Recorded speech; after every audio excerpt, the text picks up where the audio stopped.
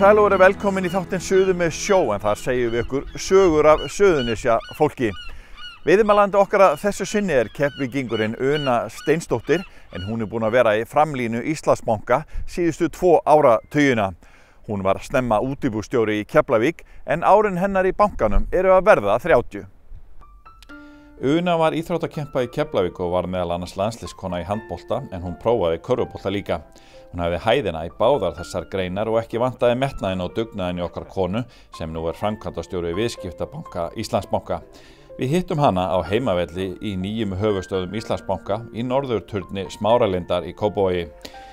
Una gift Reyni Valbergsinni úr Keflavík, en þau eiga tvíburadæturna Stefaníu og Sóleyju. Una á ættir sínar að rekja í garðinn og við hittum hana ásamt föður sínum Steini Erlingsinni við einn útvörðinn Suður með sjó, gamla vitan á Garðskaga. Steinn fæddur og uppalinn í garðinum og Una nafnamerkiskonu úr sömu sveit. Jæja, við erum komin hérna úr Garðskaga, það aldeilis haustfegurðin hérna. Já, æðislegt. En þú ert nú með tengingu hérna eitthvað í garðinn, þó að ég telji nú vera mestalítið Keflvíking. Já. Hvað þetta? Ert þú Una í garði eða? Já, ég skírð í höfuðið á Unu í garði. Ég get stolt sagt frá því að ég víst fyrsta Unan sem var skírð. Hún hélt á mér undir skírð. Og Una í garði var fræg hérna í garði, bara fræg, og þekkt fyrir ýmsa hæfileika á dulrænarsviðinu. Hún ekki frænka mín og við vorum ekkert skildar og hún var afskaplega lágvaxin kona og já, ég fór rosa mikið með pappa og mömmu í garðinn, í sjólist. Þar átti hún svona lítið gult hús, allt var rosalega lítið og þegar ég kom inn þá þurfti að beygja sig og þetta var allt rosa mikið svona duluð og yfir þessu, en ég var nú stolt að ég skírði í höfuð á þessari konu. Það komst ekki hjá því? Nei. Ef við við hliðin á sjólist var síðan Steinshús og þar þessi kall, enda heitir hann Steinn. Já, það afi minn langaði mig í Steinn Lárusson Knudsen og byggði þarna gamalt hús sem var eins og Unuhús líka, eða neðri sjólist, og ég fekk þetta nafn. Steinn. Það vantar bara Lárus. Já, það var rosa mikið af steinum í þessari fjölskyldu. Ég veit það er bara Steinn og Steinin og Þorsteinn og allt grjót bara. En hvað heldur að var hennar æska eitthvað í líkingu í þína sem ungu strákur hérna? Nei, það var ekkert í líkingu sko. Nei. Nei. Maður var ekkert með síma sko, þú veist. Þú ert ekki með síma svona eins og hún er? Nei, það var að fara upp á símstöð til að fá vitaspil og... Og það ekkert svo rosalega langt síðan, pabbi? Nei, þetta var bara svona... En við pappinum vorum mikið að koma hérna því að núna erum við alltaf að spila gólfvitandi í Sandgerði. Þannig að hann segir að það sé svo gott að spila gólf í Sandgerði því það er svo mikið lognaðar sem vita. Og þetta er svo mikið vitleysa. Það skjól í norðanáttinu hérna. Já. Norðanáttin brýtur á vitanum og dettur hérna niður fyrir spilið út í Sandgerði. Já, algjörlega. En mér finnst bara svo gaman að koma hérna því að maður kom hérna kannski svona sirka bát 7 sinnum í viku þegar maður var alast upp. Maður var náttúrulega heilaþveginn dálítið. Það var keyrt með manna í hverju viku og svo átti maður að þekkja öll hús sem maður náttúrulega gleymdi alltaf strax aftur. En ég hef svona verið að leggja mig í líma við að muna þetta allt saman. Þetta er nú einn af fallegri stöðum á Suðurnesjum. Já, þetta er ofsalega fallegri staður. Já, þetta er það. Þetta er ómetanlegur staður. En hvað, talandi golf, þú þú varst nú í handbolta sem ung stelpa en ert komin í golfi núna. Já. Er það áhugamálin? Já, algjörlega. Ég byrjaði að spila í handbolta í Keflavík. Og það var svo lagðist nú handboltinn niður og fór í körfuboltann og handboltann fyrst og síðast. En ég var nú 29 ára þegar ég hætti að spila handbolta, þannig að ég var nú meira heldur en þannig að ég gerði mitt þar. Ekki stutt áhugamál, þetta var bara mjög dugleg? Nei, algjörlega. Og svo þegar ég fór í Reykjavík og spilaði bæði með Val og Stjörnunni í mörg ár, það var alltaf bara algjörlega mitt áhugamál. Alveg bara alveg skemmtilegur og áhugaverður tími. Þar kynnist maður náttúrulega síðan fólki sem á eftir að fylgja manni alla leið, þannig að það aldrei svíkkaði tengslanettið að vera í íþróttum. En auðvitað átti ég fyrir löngu að vera byrjuð í... Ég ætlaði að byrja fyrir 10 árum, svo bara kom eitthvað... Í golfi? Já, en nú er ég byrjuð og gott að hafa pappa hérna með. Já. En þú varst svolítið góð í handbolta, heyri ég, og mann. Já. Já, ég var alveg ágætt, já. Og spilaðirðu? Já, það voru nokkuð marga landsleiki að baki, en það voru ekkert margir landsleikinir hjá stelpunum á þessum tíma. Það er ábyggilega ekkert margar konur á Suðurnesjum sem eiga landsleiki í handbolta. Nokkrar, þó nokkuð margar. Já. Það var náttúrulega rosalega flott handboltalið hérna árum áður og getið talið upp nokkrar og ég man að ég spilaði með þeim, en auðvitað, klárlega, hafa það orðið færri til sem tíminn hefur liðið. En gaman að heyra þetta með golfið, þú hefur náttúrulega eins og það eru mjög margir íþróttamenn og konur sem segja þetta. Ég vildi að þið byrja fyrir golfi. Já, algjörlega. En þetta er rosalega tímafrekt sport. Þú veist, þannig að sko þegar maður skipuleggur sig þá er allt hægt. En það hefði nú þetta er rosalega skemmtilegt sport. Og bara, þegar maður hefur smá bolt í sér þá líka kemur þetta nú oft kannski fljótar hjá hinum. Og þetta er rosalega gaman og líka bara gaman að vera á Íslandi. Paldi, ég spilaði golfum síðustu helgi, það er komið miður október að koma nóvember. Þannig að þetta er náttúrulega ótrúlega gaman. Það er náttúrulega verið að tala það núna sko að breyta þessu í 12 hólur. Já, maður getur alltaf að spila 12 maður veit, maður þarf ekki alltaf að spila 18. Vinnu sko út yfirnætti fólk og svona, Já, það eru umræður um það. Segð þú mér, Steinn, hvernig stelpa var þetta? Hún var alveg indæl og nunna. Já. Bara það var ekkert vandamál. Hún fór í skólan og kom heim og þetta var allt voða reglubundið. Já.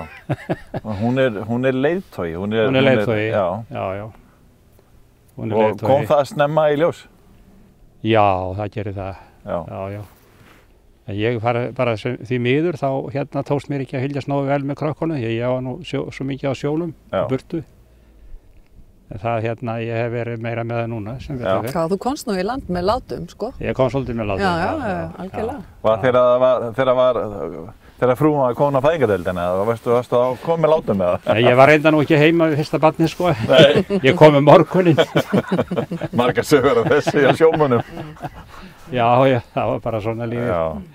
Já, þannig að og hún er búin að vera svolítið spræk, finnst mér, þessi stelpa. Já, hún er það. Hún er búin að dugleg. Já, þetta er nú svolítið í ættinni, sko. Já. Að vera alltaf að, það er ekki að hanga yfir hlutunum og hún hefur tekið mjög ríkulega til sín. Og það er bara mjög gaman og áhugavert þegar að fólk er lifandi í það sem það er að gera, starfa þannig. Það er ekki öllum gefið. Við pabbi vorum alltaf bara svona, við fórum síðan, svo var hann með mér í skóla, í tónlistarskólann, sko, þegar hann hendi sér síðan í tónlistarskólann á svona miðum aldri fyrir að leggja fyrir sér sönginn meira. Þú búin að syngja mikið? Það var brjálað og rosa erfitt að kenna um tónfræði. Skildir ekkert í tónfræðinu. Ég veit ekki að hverju ég fór í þetta. Það gefur auðvitað. En svona með tímanu þá hefðum við orðið varið við það sko að þeir sem er að syngja, að þetta er allt gott fólk. Og þetta er svona sáluhjálp líka. Söngurinn er sáluhjálp. Það hjálpa mjög gríðarlega mikið, já.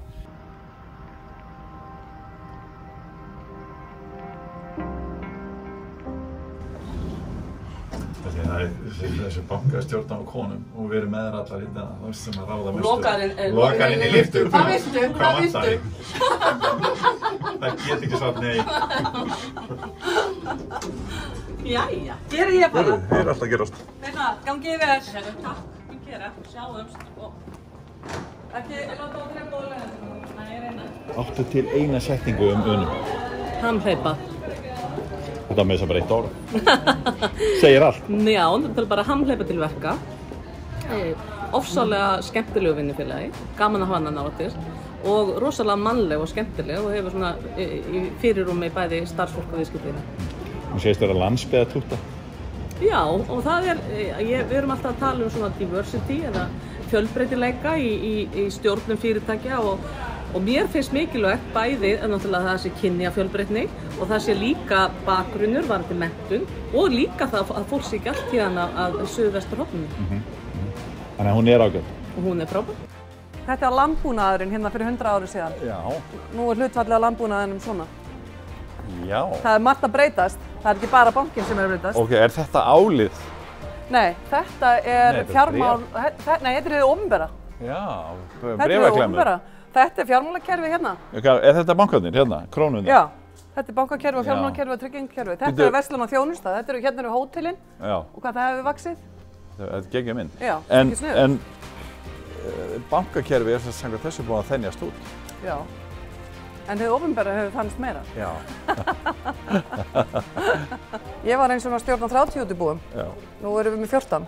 Já, ok. En við erum alveg með fleiri viðstafini. Já. Þannig að, veist, já, sko, breytingarnar eru þetta mjög hraðar. Já.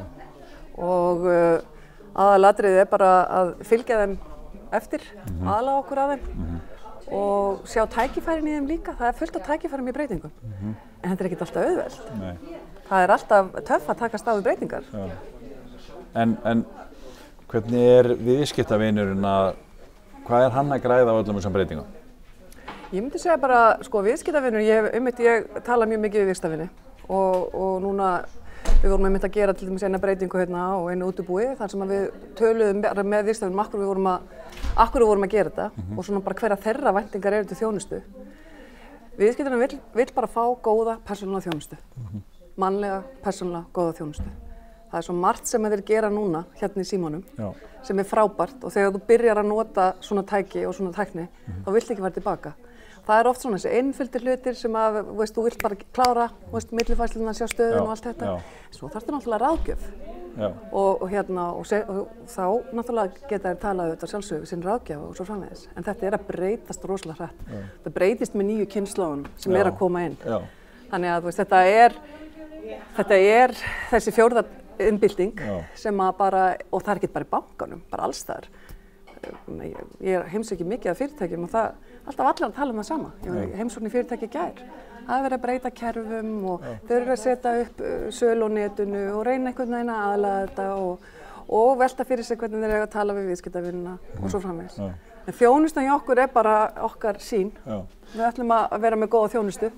En það getur verið, það er auðvitað áskorun í svona miklu breytinga ástandi að gera það en það er bara, við verðum að hugsa viðskiptavinin, nummer 1, 2 og 3. En það verður alltaf bankar, útibú, ég meina þetta verður aldrei allt á netinu. Bankin verður bara svona alls konar dreifileiðir. Það er síminn, það verður ráðgjöfin, það verður bara netbankin, það verður, hann bara alls konar. Og það verður alltaf bankaþjónusta. En svona formið á henni auðvitað breytist mjög mikið. Og fólk ennþá að koma rosa mikið í útibú til þess ennþá að greiða reikninga til dæmis. En þú veist, það ennþá að því? Mjög mikið, en það er alltaf að breyta. Það er alltaf að minnka, ekkert endilega, ég myndi ekki setja þetta eldri kynslóna. Mér finnst þetta nú bara að vera svona fólk á okkar aldrei stundum. Það getur alveg komið óvart. En þú getur líka panta mjólkin á netinu, en þú ferð samt alltaf í búð og nærði mjólkina. Akkur pantar hann ekki á netinu? Það er einhver skýring á því, en þetta er auðvitað bara að minnka mjög mikið. Og þannig gerist það bara og við svona reynum bara að fylgja þessu, við reynum að fara ekkert undan viðskiptavinunum, við reynum að gera þetta saman með honum. Þannig að það er það sem maður er að hugsa allan daga. Akkurat.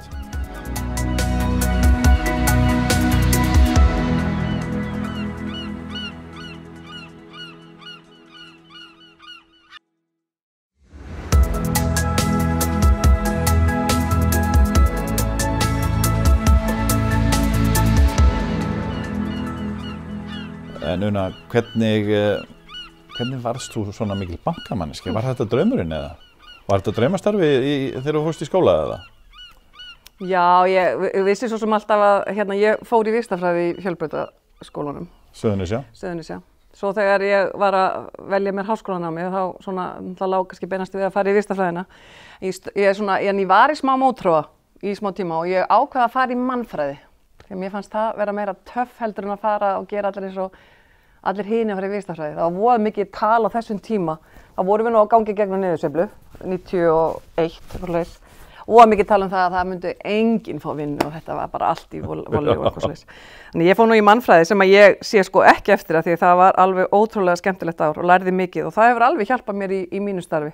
Þú þarft ekki síst að vera félagsfræðingur þegar þú ert í svona starfi í banka eins og takast á við svona breytingar eins og ég hef verið að gera undanfarin ár. Þannig að svo sá ég það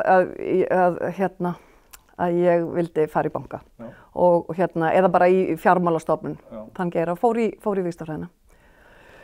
En ég skrifaði samt sko til þess að vera svona einhver balans sko, þá man ég skrifaði, lokareikjurinn mín var sko stjórnun á non-profit svona listastofnunum. Já. Þannig að ég hafði mikinn áhuga og hef alltaf haft mikinn áhuga á list og menningu.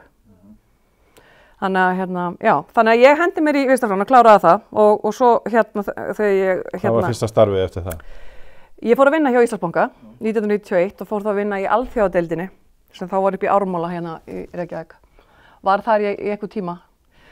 Áður en að ég réði mig svo inn sem lánastjóri og fór að vera lánastjóri hér í höfuðstöðum og var nú dálítinn tíma í Hafnarfirði. Og síðan Komstu til Keflavíkur, ekki? Nei, svo eignaðist ég stelpurnar, tvíburana, Sólu og Stefaníu, fór til Edinborgar. Það fóru einir í MBA og ég tók mér ásleifi með stelpunum, manstu. Það var nú alveg bara æðislega. Frábært. Já, svo kom ég heim og tók að mér að leiða Íslandsbanka í Keflavík og var þar í 10-11 ár. En líklegast, ég verð alltaf að segja, því þú veist hvernig þetta með fyrirmyndir. Strákar og stelpur þurfa að eiga fyrirmyndir. Og það hafa nú verið færri fyrirmyndir í þessum geira sem ég í, þarna í den, þannig að það er nú búið að breytast mikið. Þó að það megi alltaf betur gera. En ég man ég átti að mér alltaf eina fyrirmynd og það var þegar ég var að vinna í Verslunarbankanum með Fjölbraut. Þá var ég að vinna í Verslunarbankanum og það var Jóhanna Reynisdóttir, það var hún orðin útibússtjóri. Það þótti nú alveg fréttið til næsta bæjar sko. Og ég man alltaf að ég hugsaði, ég ætla að verða útibússtjóri líka. Okay. Þannig að það er eins og hún sagði Gina Davis og einnig ráðstafi if you can't see it, you can't be it. Það skiptir máli. Já, sjá þetta fyrir þér. Já. Og hvað,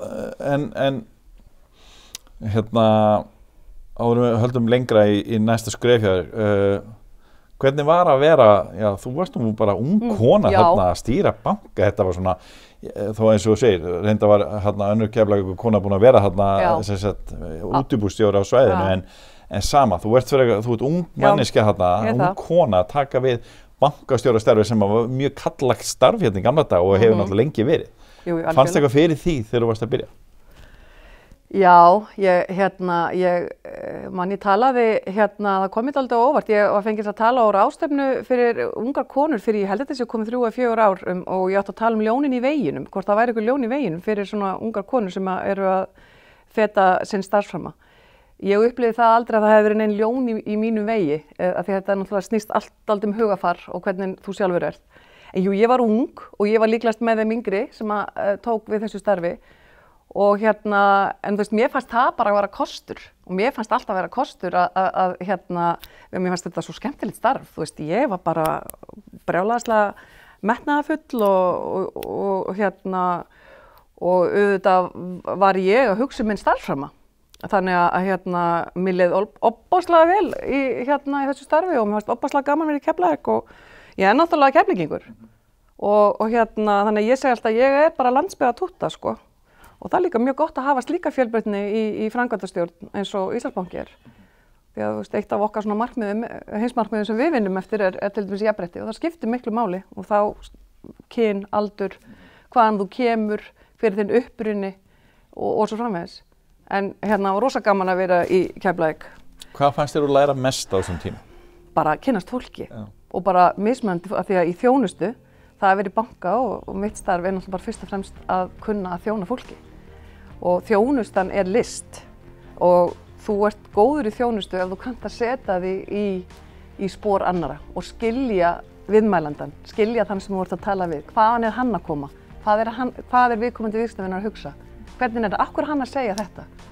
Þannig að það lærir maður mest. Þannig að ég finnst líka gaman í dag að því ég er alltaf búin að vera með 30 ár í banka. Það er brjálæðislega skrítið. Og að tengsl þekkja fólk og í mínu skiptir miklu máli. Ég man að það var einn gamall svona góður bankamaður sem sagði við mig þegar ég var að byrja og ég var að koma með einhvað lánamál fyrir lánafund og hann spurði mig einhvað út í þá sem að voru bakveita fyrirtæki og líklega hann spurði mig bara hvaða ætta er hann og ég vissi það náttúrulega ekkert og þá sagði hann við mig Una, sko, maður verður að vita hvað fólkið er og hvaðan það kemur og svo framvegis og ég hef þetta kannski gamalt að segja, það skiptir máli. Maður bara þekkja fólk. Þannig að það er það sem ég fannst skemmtilegast, að þjóna og fara svona fram úr væntingum og vera bara skemmtilegur. En þetta er líka töff og þetta er ekki alltaf bara já, þetta er líka nei. Og það að kunna segja nei er líka ákveðin þjónusta. Smá vandi líka, finnst manni? Já, þetta er ekki alltaf stuð. Nei. Það er bara alls ekkert alltaf búið að vera stuð, sko. Nei.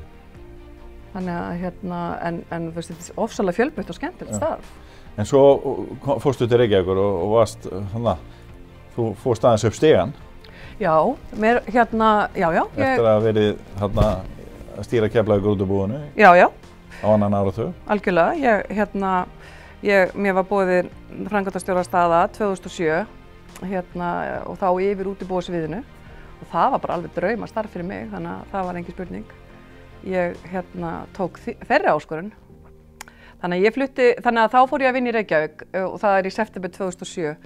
Svona korteri fyrir hrun. Ég held ég hef verið svo rosalega hólpin að fá besta starf í heimi. Já, og það breyttist aðeins. Kemur í lok góðæris, allt var á flegi ferð á Íslandi og í bankanum og svo kemur hrunið og annað, þú veist. Já. Hver er stutta útgáfan hjá þér að þessu? Bara, þú spurði mig aðan hvort ég muni hver ég var. Ég man það nú eiginlega ekki. Bara ég held ég að muni þetta eins og þið þarna, Guð blessi Ísland held ég, það hefur verið þar. Það var ég alltaf á Kirkjusandinum. Nei, ég meina þetta var bara svaka verkefni og maður þurfti algjörlega öllu sínu að halda. Og eins og bara öll íslenska þjóðin. Það var bara erfitt fyrir alla. Og þetta var líka erfitt fyrir bankafólk. Og ekki síst fólki sem var í framlínu. Sem var í beinum samskiptum við viðskiptavininn. Það var auðveldara að vera kannski bara einhvers staðar upp á hæð í Kirkjusandinum. En ég var náttúrulega líka, þetta var bara erfitt.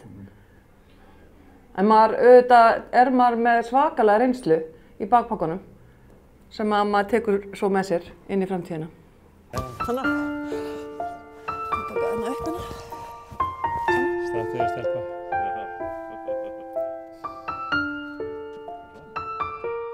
Þið hafið kynst sorginni líka.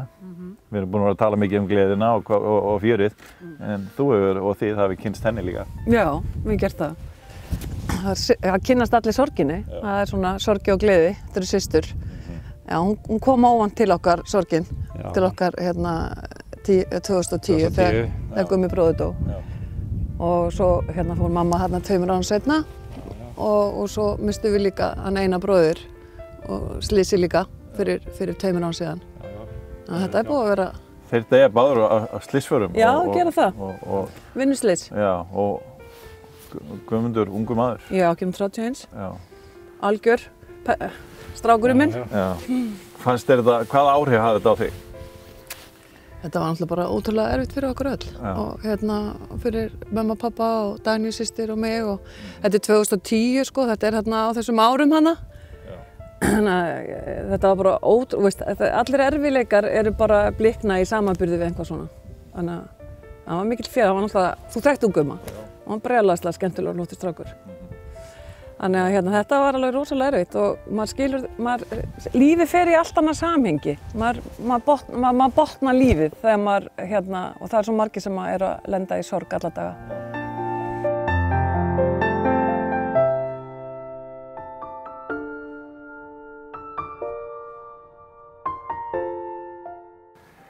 En svona að Suðurnesjunum og við erum búin að koma inn á það í spjallinu við því að þú varst ábyrgandi sem ung kona, sem bankastjóri, útibússtjóri í banka og annað og þú hefur alltaf verið mikill Suðurnesja maður, eða Suðurnesja kona. Nú fór svæðið svona frekar illa út úr margum töluðu hruni, en hvernig finnst þér svona ef þú horfir á Suðurnesin í dag? Þetta er búið að vera mikla sveiflur. Já. Þú sem svona viðskiptakona í dag. Já. Ég man sko þegar ég var að byrja 96, þá voru hlutirnir, þá var niðursveifla á Íslandi og ég man það mjög vel á Suðurnesjum. Og þetta kemur í rosa djúpum sveiflum. Þannig að það er svona, þetta svona, já, það geta verið mjög ýktar sveiflurnar á Suðurnesjum vegna þetta er þannig samfélag og tengist fluginu og svo framvegis. Og ég held að það verði alltaf þannig, að þetta blási út og taki saman. Þess vegna skiptir svo miklu máli að horfa til lengri tíma og setja sér langtímamarkmið og það finnst mér hafa tekist rosalega vel hérna á Suðurnesjum og við erum að sjá svo mikla fólksfjölgunina sem alveg frábært á uppbyggingu, við náttúrulega verðum bara að vera við það í bankana? Já, bara og alveg ofsalega og þannig að eins og sjá hvernig hefur tekist að búa til þetta samfélag og þetta frumkvæða samfélag og þennan kraft hérna upp á Ásbrú, á þessum þó stutta tíma frá því að bara herinn lét sig hverfa bara einn góðan vetur, það var nú eitt áfalli og var nú mikið sagt að það hefði ekkert allir rosa mikla áhyggjur af því en við náðum að snúa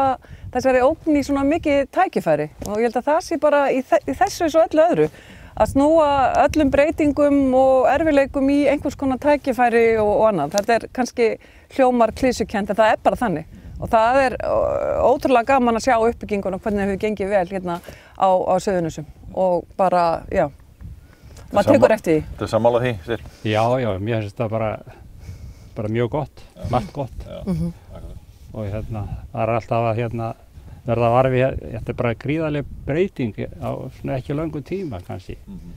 Allt í einu fór eitthvað í gang. Algjörlega. Þannig að þú ert bjartsýn fyrir hönd Suðurnesja? Sjálfsögðu. Ert náttúrulega mikil Suðurnesja manneskja? Já, algjörlega. Það bara landsbyggðartúttan eins og þú sagðir. Heyrðu, hvað segir maður landsbyggðartúttan sko? Það þessi fjölbreytileiki sem skiptir. Ég bara rosa stolt af því og ég hvet alla sko, þetta snýst náttúrulega þetta snýst okkur Ísland sko. Og það bara ótrúlega mikil uppbygging hér. Já, ég stolt að ég að vera úr Keflavík. Já, það svolítið.